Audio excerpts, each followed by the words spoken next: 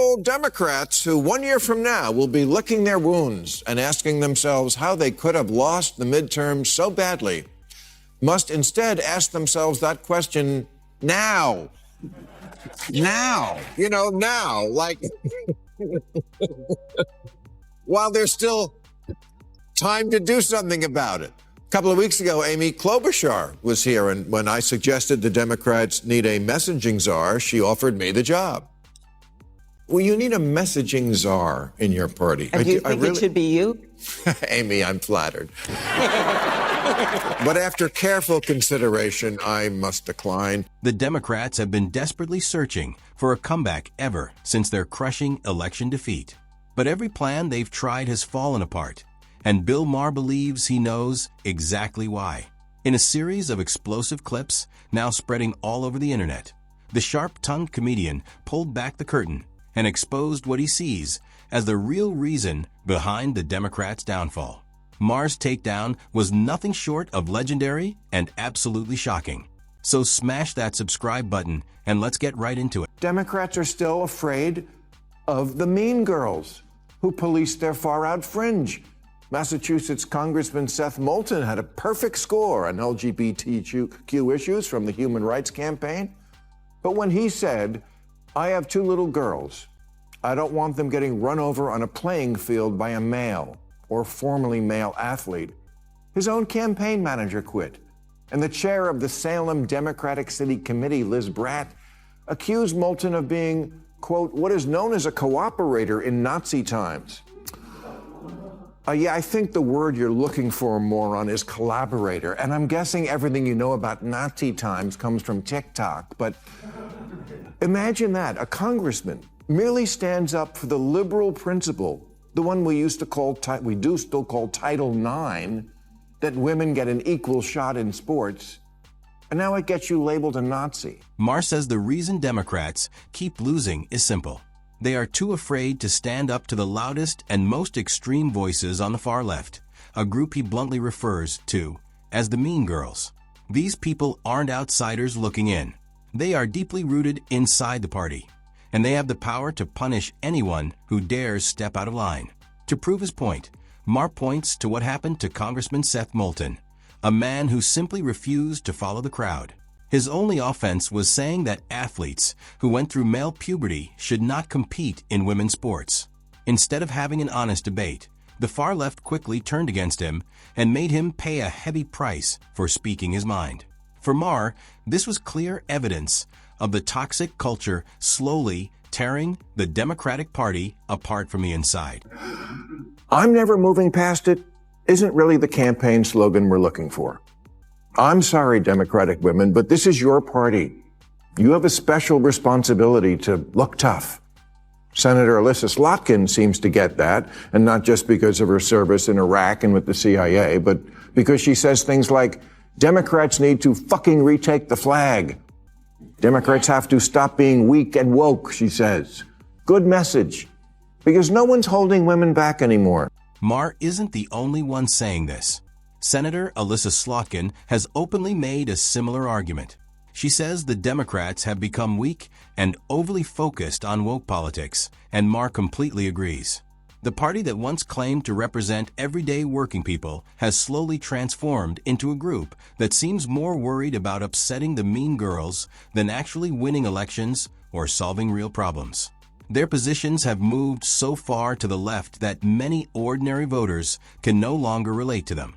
Some of those ideas don't just conflict with common sense. Critics argue they even go against basic science. Yet very few people inside the party are willing to challenge them because the moment someone speaks up, the mean girls come after them full force. It's a party constantly walking on eggshells and afraid to speak honestly. And according to both Slotkin and Maher, that fear is costing them everything. Finally, new rule with only a couple of weeks ago. It's not too late for Kamala Harris to do what many have been calling for her to do since she became the candidate. Have a sister soldier moment. And if you weren't around in 1992, let me tell you what a sister soldier moment means. It's when you earn cred with the middle-of-the-road voters by standing up to an extremist in your own coalition. Maher makes one thing crystal clear. If Democrats ever want to start winning again, they need the courage to stand up to the extremists within their own party. It's really common sense. Most people don't like extremists. Their ideas often seem out of touch, their demands can appear unreasonable, and ordinary voters want little to do with them. The voters in the middle, the people who often decide elections, are paying close attention. And what they see right now is a party that gives in whenever the loudest voices start shouting. But here's the important part. When a politician stands up to extremists on their own side, it sends a powerful message to those middle voters. It shows strength. It proves they aren't easily pushed around by people promoting ideas that many consider extreme. And according to Maher, that kind of courage is exactly what Democrats are missing today. That's one of the biggest reasons he believes they keep losing. You're alienating a whole lot of people, particularly whites without a college degree, which is most of them in a country that's still 70% white. I'd say do the math, but math is a form of white supremacy. Yes, I know. I know every fiber of your being tells you the people you really want to reach are Guatemalan teenagers and bloggers in Gaza, but they can't vote. To a lot of folks in America, you come across as the cares about everybody but me party. Maher's message is blunt and direct. He believes the Democratic Party has stopped focusing on the concerns of everyday American voters. Instead of concentrating on the people who live, work, and struggle in America every day, he argues that they are distracted by issues happening elsewhere. They'll march in support of Gaza. They'll work hard to appeal to migrants without legal status. They'll criticize governments in places like Cuba, Venezuela, and China. Yet somehow, they don't seem to show that same level of passion for the American farmer watching his land suffer from drought, the factory worker whose job was moved overseas, the single mother struggling to keep up with rising grocery costs, or the small business owner buried under taxes and regulations. Maher doesn't just find that frustrating. He finds it deeply insulting. In his view, the party that claims to represent the people has forgotten which people it was supposed to represent.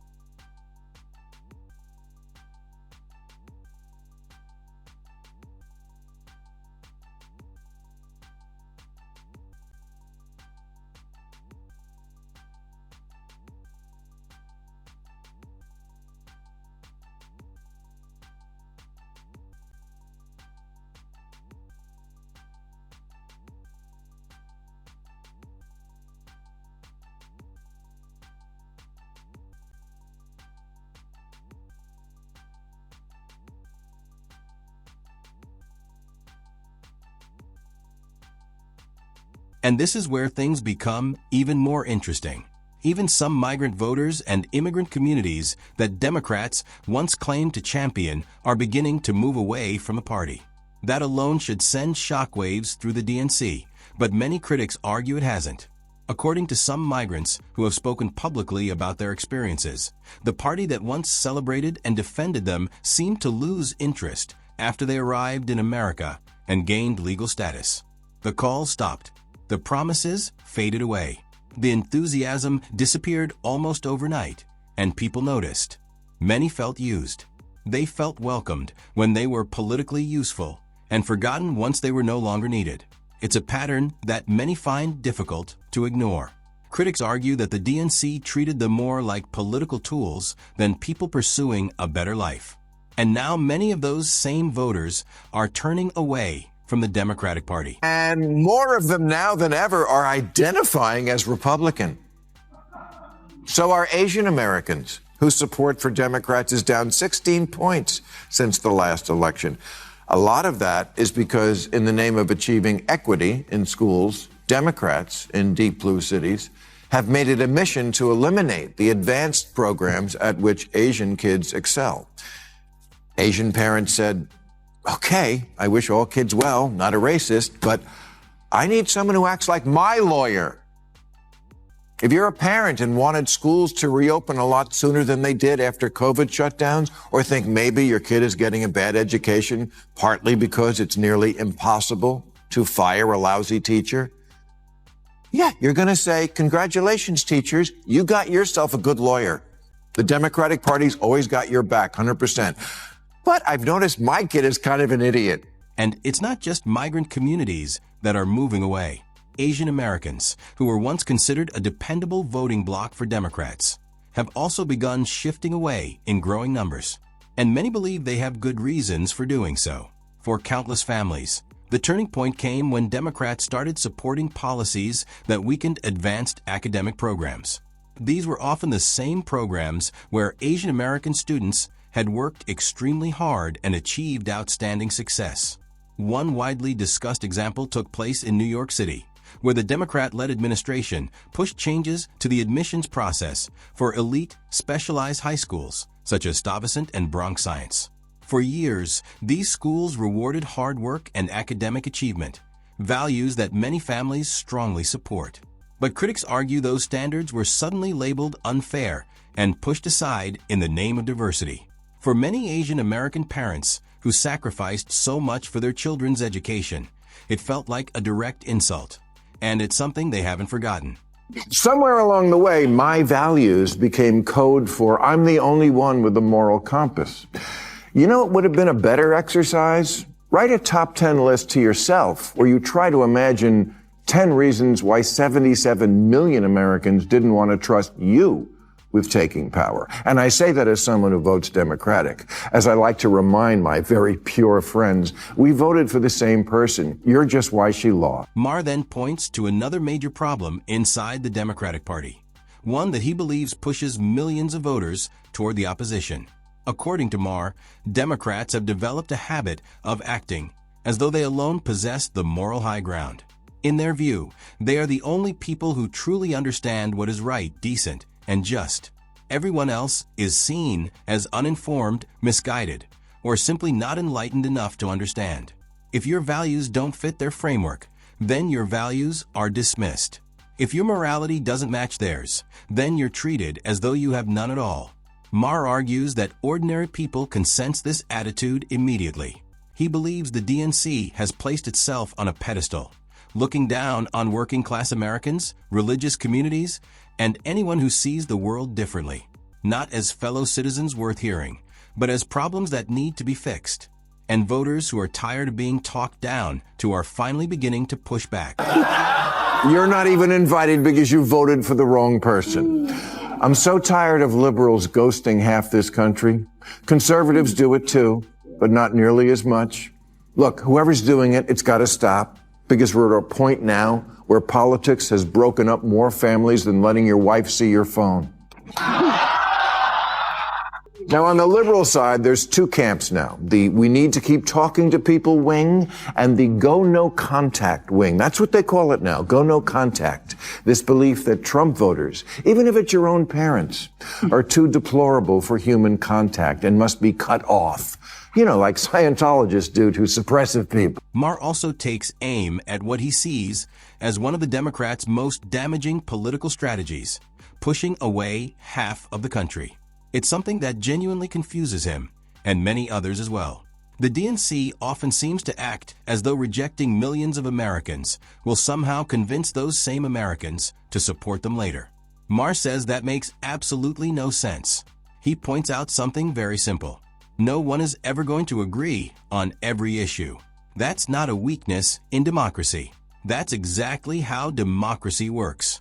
And if anyone needs proof, they only have to look at the Democratic Party itself, where disagreements and internal conflicts happen all the time. Yet despite all that, many Democrats still seem unwilling to engage with the millions of Americans who voted for Trump. They act as though ignoring them, mocking them, or treating them with contempt will somehow change their minds. Maher argues that strategy won't work. It never has, and it never will. I think most Americans would be sympathetic and then admit that in 2020, the left got a little carried away. Carried away, like most of the merch at this shoe store. Get it, carried away?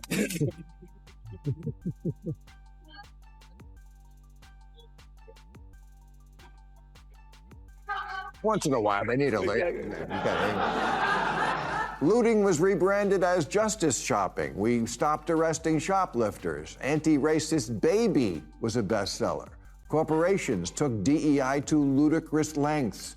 We opened our hearts to all who wanted to come here, and then also our borders.